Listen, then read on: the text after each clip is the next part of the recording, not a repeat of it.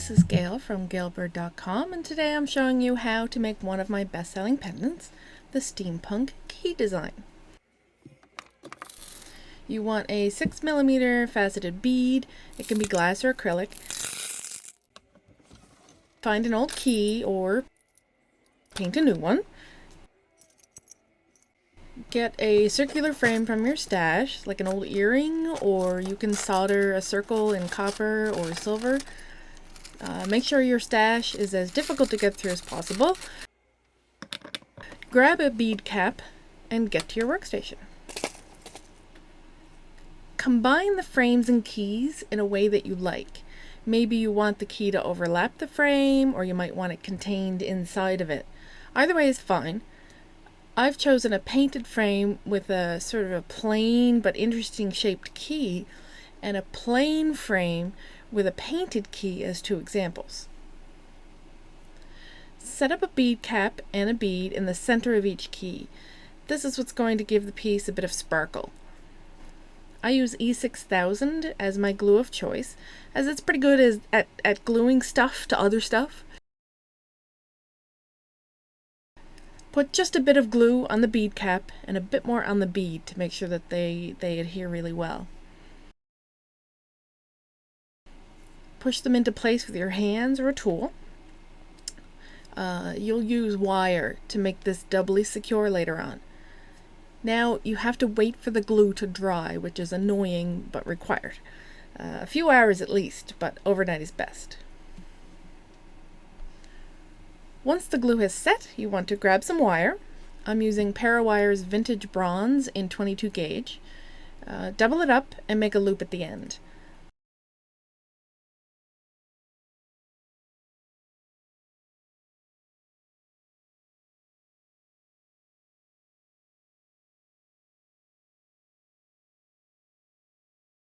Pull the loose tail ends through the keyhole and the frame and bind them together.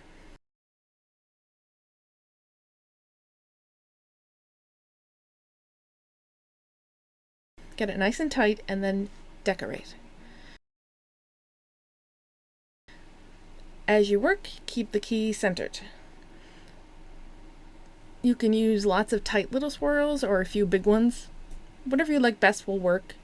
In this case, I'm only doing down one half of the pendant.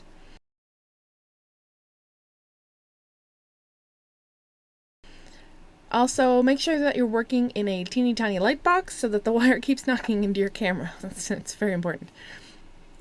As you decorate, you want to use the wire to secure the bottom half of the key to the bottom half of the frame.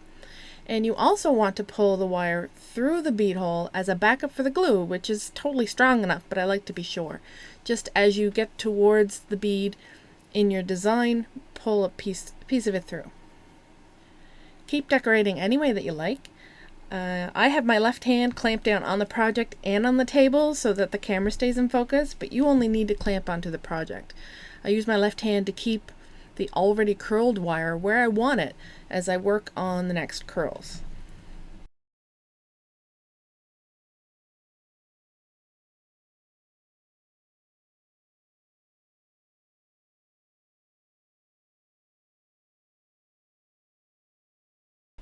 And finally, you know the drill. Finish up by tamping the wire to the back.